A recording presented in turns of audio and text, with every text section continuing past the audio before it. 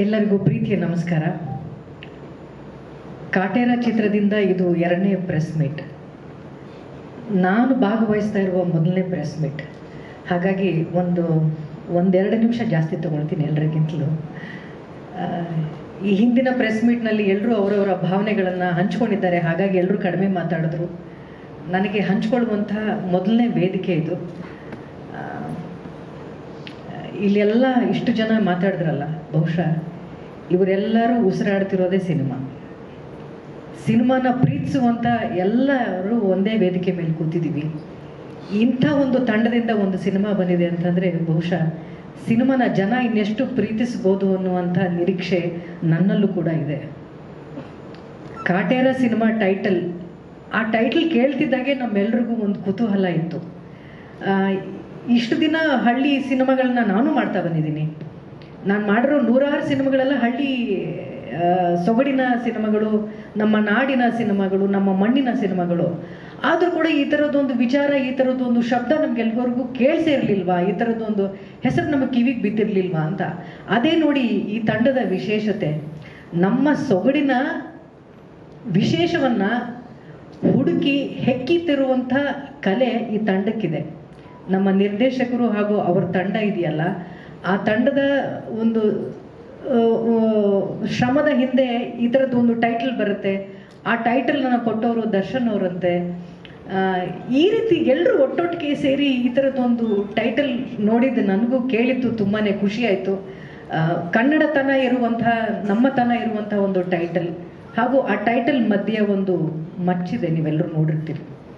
ಬಹುಶಃ ಆ ಚಿತ್ರ ಕಥೆಯನ್ನು ಅದು ಬಿಂಬಿಸುತ್ತೆ ಅಂತ ನನಗನ್ಸುತ್ತೆ. ಚಿತ್ರದ ಒಳಗೂ ಕೂಡ ಅದೇ ರೀತಿ ಪ್ರತಿಯೊಂದು ಪಾತ್ರದ ಹೋರಾಟ ಇದೆ. ಒಂದು 3-4 ದಿನದಿಂದ ನಾನು ಚಿತ್ರದ ಪ್ರಮೋಷನ್ಗಾಗಿ ನಾನು ಎಲ್ಲ ಮಾಧ್ಯಮಗಳಲ್ಲೂ ಇಂಟರ್ವ್ಯೂ ಕೊಡ್ತಾ ಇದ್ದೀನಿ. ತುಂಬ ಕಷ್ಟವಾಗಿದ್ದು ಏನು ಅಂತಂದರೆ, ಟೀಸರು ಬಿಟ್ಟಿಲ್ಲ, ಟ್ರೈಲರು ಬಿಟ್ಟಿಲ್ಲ.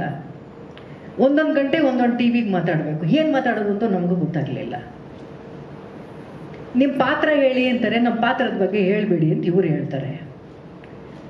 ಆದರೂ ಸಿನಿಮಾ ಬಗ್ಗೆ ಸಾಕಷ್ಟು ವಿಚಾರಗಳು ಹೇಳಕ್ಕಿತ್ತು ಅನ್ನೋದೇ ಈ ಚಿತ್ರದ ವಿಶೇಷ. ಆಗಲೇ ಹೇಳ್ದಂಗೆ ಆ ಮಚ್ಚಿನ ಹಿಂದೆ ಒಂದು ಕತೆ ಇದೆ ಅಂತ. ಪ್ರತಿ ಒಂದು ಪಾತ್ರಕ್ಕೂ ಹೋರಾಟ ಇದೆಯಲ್ಲ, ಆ ಹೋರಾಟ ಕೇವಲ ಮನರಂಜನೆಗೆ ಮಾತ್ರ ಅಲ್ಲ, ಮನೋವಿಕಾಸಕ್ಕಾಗಿ. ಈ ಚಿತ್ರದಲ್ಲಿ ಅಷ್ಟು ಅದ್ಭುತವಾದಂಥ ಒಂದು ವಿಚಾರನ ಇಟ್ಕೊಂಡಿದ್ದಾರೆ.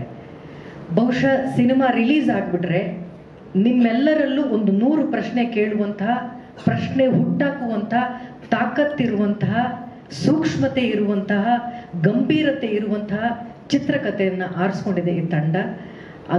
ಅದಕ್ಕೆ ತುಂಬ ಧೈರ್ಯ ಬೇಕು, ಆಮೇಲೆ ವಿಶಾಲವಾದಂಥ ಹೃದಯ ಬೇಕು. ಆ ಥರದ ಸಿನಿಮಾನ ನಾನು ಒಬ್ಬ ಹೀರೋ ಆಗಿ ಆ ಥರದ್ದೊಂದು ಕತೆ ತಗೊಳ್ತೀನಿ ಅಂತ, ಆ ಥರದ್ದೊಂದು ಕತೆ ಇರುವಂಥ, ಒಂದು ಸೂಕ್ಷ್ಮತೆ ಇರುವಂಥ ಚಿತ್ರ ಕಾಟೇರ. ಆ ಥರದ್ದು ಒಂದು ಚಿತ್ರದಲ್ಲಿ ನಾವುಗಳು ಕೂಡ ಇದ್ದೀವಿ ಅನ್ನೋದು ನಮಗೆ ತುಂಬಾ ಖುಷಿಯಾದ ವಿಚಾರ. ಇದು ನಮ್ಮೆಲ್ಲರ ಕತೆ, ನಮ್ಮ ನಾಡಿನ ಕತೆ, ನಮ್ಮ ಮಣ್ಣಿನ ಕತೆ, ಮಣ್ಣಿನ ಮಕ್ಕಳ ಕತೆ. ಈ ಸಿನಿಮಾದಲ್ಲಿ ಪ್ರತಿಯೊಬ್ಬ ಕಲಾವಿದರಿದಾರಲ್ಲ, ಅವ್ರನ್ನ ಹೇಳಿ ಮಾಡಿಸಿದಂಥ ಕಲಾವಿದರು ಅಂತ. 50% ನಿರ್ದೇಶಕರು ಅಲ್ಲೇ ಗೆದ್ದರು ಅಂತ ನನಗನ್ಸುತ್ತೆ. ಯಾವಾಗಲೂ ಹಾಗೆ ಅವರ ಕಲ್ಪನೆಗೆ ಸರಿಯಾದ ಕಲಾವಿದರನ್ನು ಕರ್ಕೊಂಡು ಬಂದಾಗ ಒಂದು 50% ಕೆಲಸ ಮುಗಿಸ್ದ ಹಾಗೆ. ಪ್ರತಿಯೊಂದು ಪಾತ್ರ, ಕುಮಾರ್ ಗೋವಿಂದ್ ಅವರಾಗಿರ್ಬೋದು, ಅವಿನಾಶ್ ಸರ್ ಆಗಿರ್ಬೋದು, ಈ ಚಿತ್ರದಲ್ಲಿ ನನ್ನ ತುಂಬ ಫೇವ್ರೆಟ್ ಪಾತ್ರ ಬಂದು ಬಿರೇದರ್ ಸರ್ ಆಗಿರ್ಬೋದು, ಪದ್ಮವಾಸಂತಿ ಮೇಡಮ್, ಆ ಪುಟ್ಟ ಮಗು ಅದೆಷ್ಟು ಚೆನ್ನಾಗಿ ಆ್ಯಕ್ಟ್ ಮಾಡ್ತು.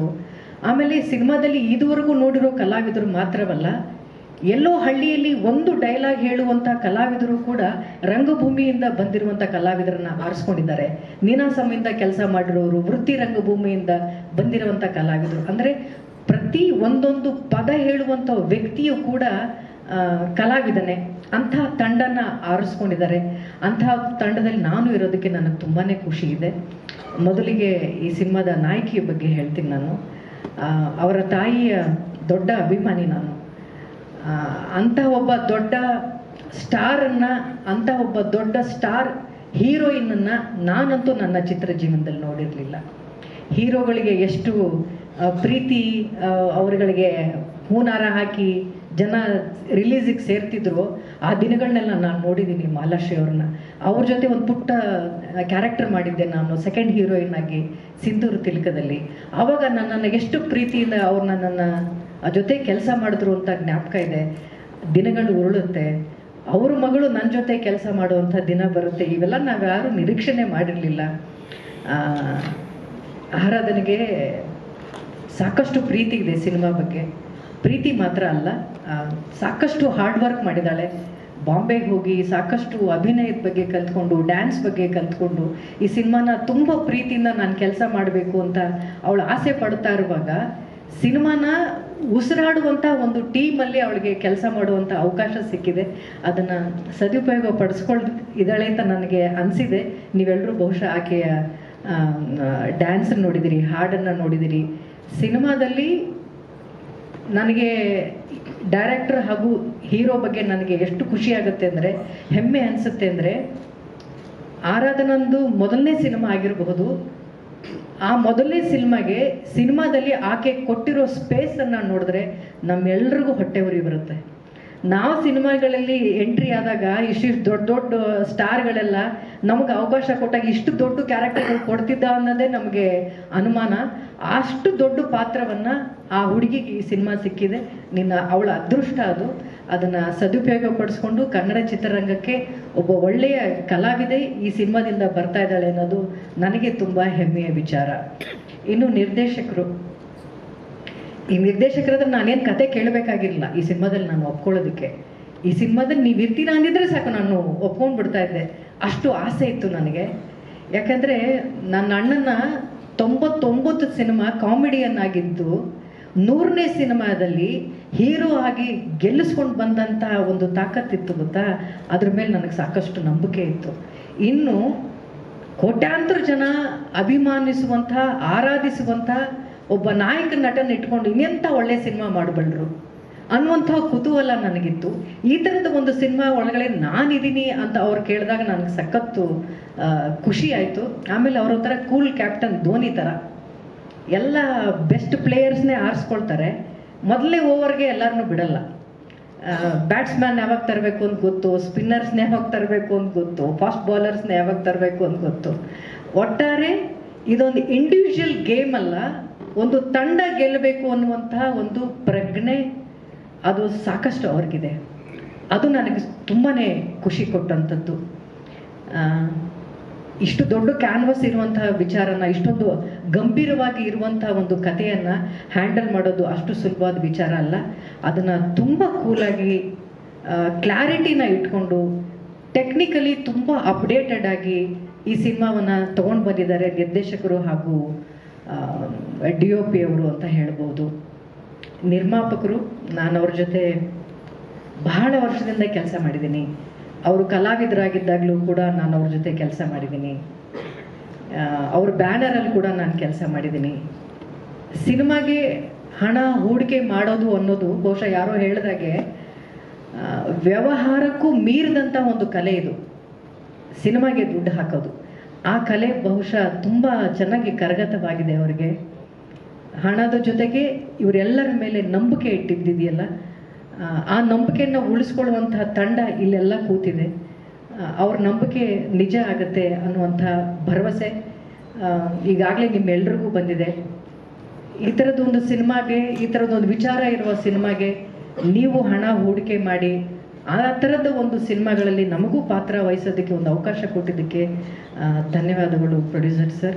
ಹಾಗೂ ನನ್ನ ಸಹೋದರ ತರುಣ್ ಸುಧೀರ್ ಅವ್ರಿಗೂ ಕೂಡ ನಾನು ತುಂಬ ಧನ್ಯವಾದ ಹೇಳ್ತೀನಿ ಈ ಥರದ್ದೊಂದು ಪಾತ್ರ ಕೊಟ್ಟಿದ್ದಕ್ಕೆ. ಇನ್ನು ಈ ಚಿತ್ರದ ಕೇಂದ್ರ ಬಿಂದು ನಮ್ಮೆಲ್ಲರ ಪ್ರೀತಿಯ ಸಹೋದರ ದರ್ಶನ್ ಅವ್ರ ಬಗ್ಗೆ ನಾನು ಹೇಳಲೇಬೇಕು. ದರ್ಶನ್ ಅವರು ಉದ್ಭವ ಮೂರ್ತಿ ಅಲ್ಲ, ತುಂಬ ಶ್ರಮಜೀವಿ. ಸಿನಿಮಾ ಶೂಟಿಂಗ್ ಶುರು ಆಗುವಾಗ ನನಗನ್ಸಿತ್ತು ನಾನು ಒಬ್ಬ ದೊಡ್ಡ ಸ್ಟಾರ್ ಜೊತೆ ಕೆಲಸ ಮಾಡೋಕ್ಕೆ ಹೋಗ್ತಾ ಇದ್ದೀನಿ ಅಂತ.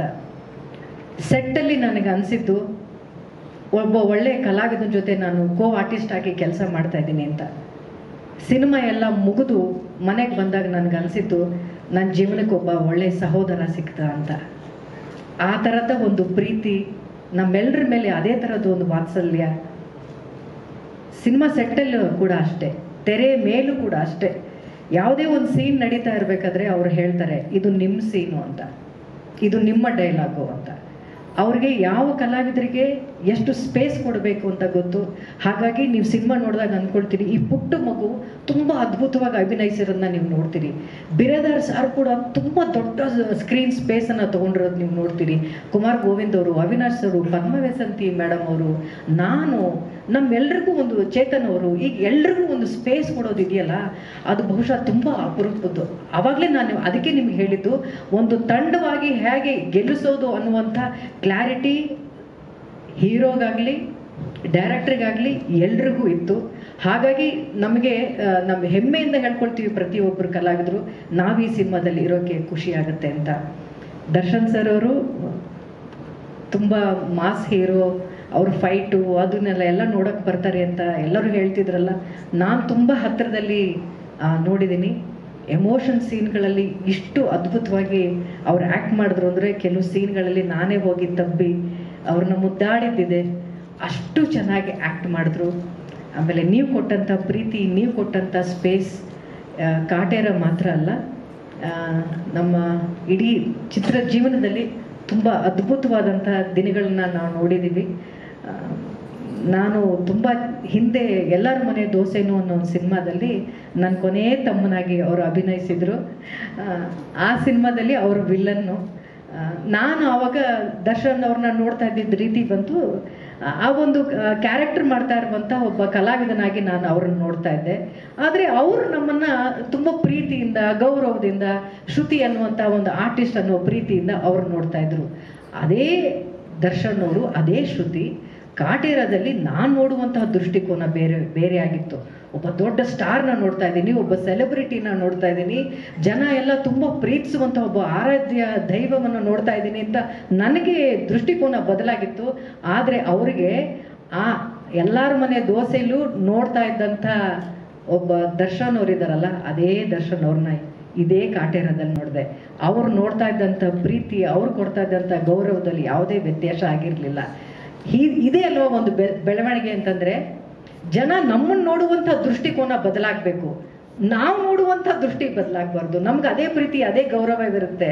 ಜನರ ಮನಸ್ಸಲ್ಲಿ ನಮ್ಮನ್ನು ನೋಡುವಂಥ ದೃಷ್ಟಿಕೋನ ಬದಲಾಗಬೇಕು. ಆ ಎತ್ತರಕ್ಕೆ ಅವರು ಇವತ್ತು ಬೆಳೆದಿದ್ದಾರೆ. ಪಕ್ಕದಲ್ಲಿರುವಂಥ ಎಲ್ಲರನ್ನೂ ಬೆಳೆಸ್ತಾ ಇದ್ದಾರೆ. ಕಾಟೇರ 29ನೇ ತಾರೀಕು ರಿಲೀಸ್ ಆಗ್ತಾ ಇದೆ. ನನಗೆ ತುಂಬಾ ಆಸೆ ಇದೆ. ನಾನು ವೈಯಕ್ತಿಕವಾಗಿ ಸಿನಿಮಾವನ್ನು ತುಂಬ ಪ್ರೀತಿಸೋಳು. ಇದು ನಮ್ಮ ಕನ್ನಡತನದ ಸಿನಿಮಾ. ಈ ವರ್ಷ ತುಂಬ ದೊಡ್ಡ ದೊಡ್ಡ ಸಿನಿಮಾಗಳು ಬಂದಿಲ್ಲ. ಎಲ್ಲರೂ ಹೇಳ್ತಾ ಇದ್ರು ಡಿಸೆಂಬರಲ್ಲಿ ಆ ಸಿನಿಮಾ ಬರುತ್ತೆ, ಈ ಸಿನಿಮಾ ಬರುತ್ತೆ, ಕಾಟೇರ ಹೇಗೆ ಏನು ಮಾಡುತ್ತೆ ಅಂತ. ನಾವು ಹೀಗೇನೆ ಆ ಸಿನಿಮಾ ಬರುತ್ತೆ, ಈ ಸಿನಿಮಾ ಅಂತ ಬರುತ್ತೆ ಅಂತ ಹೆದರ್ಕೊಳ್ತಾ ಇದ್ರೆ ನಾವು ಎದುರಿಸೋದು ಯಾವಾಗ ಅಂತ, ಹೆದರಿಸ್ಬೇಕಾಗಿಲ್ಲ, ಎದುರಿಸುವುದು ಯಾವಾಗ ಅಂತ. ಈ ಸಿನಿಮಾ ಆ ಥರದ್ದು ಒಂದು ಒಳ್ಳೆ ಸ್ಪೇಸ್ ತಗೊಳ್ಳಿ. ಎಲ್ಲ ಹಬ್ಬಗಳಲ್ಲಿ ಯಾವುದೇ ಭಾಷೆಯ ಚಿತ್ರ ಬಂದರೂ ಕೂಡ ಕನ್ನಡ ಚಿತ್ರರಂಗ ದೊಡ್ಡ ಒಂದು ಬಾಕ್ಸ್ ಆಫೀಸಲ್ಲಿ ಗಳಿಕೆಯನ್ನು ಗಳಿಸುತ್ತೆ ಅನ್ನುವಂಥ ಒಂದು ಸ್ಪೇಸ್ನ ಕಾಟೇರ ಹುಟ್ಟಾಕತ್ತೆ ಅನ್ನುವಂಥ ನಂಬಿಕೆ ನನಗಿದೆ. ಅದಕ್ಕೆ ನಿಮ್ಮೆಲ್ಲರ ಮಾಧ್ಯಮದವರ ಎಲ್ಲರ ಒಂದು ಸಹಾಯ ಬೇಕು ಅಂತ ಕೇಳಿಕೊಂಡು, ನನಗೆ ಕೊಟ್ಟಂಥ ಇಷ್ಟು ದೊಡ್ಡ ಸಮಯ, ಸಿನಿಮಾದಲ್ಲಿ ಮಾತ್ರ ಸ್ಪೇಸ್ ಅಲ್ಲ, ಈ ಒಂದು ಪ್ರೆಸ್ ಮೀಟಲ್ಲೂ ಇಷ್ಟೊಂದು ಸ್ಪೇಸ್ನ ಕೊಟ್ಟಿದ್ದಕ್ಕೆ, ತಾಳ್ಮೆಯಿಂದ ಎಲ್ಲರೂ ಕೂತಿದ್ದಕ್ಕೆ ತುಂಬ ಹೃದಯದ ಧನ್ಯವಾದಗಳಂತ ಹೇಳ್ತೀನಿ. ನಮಸ್ಕಾರ.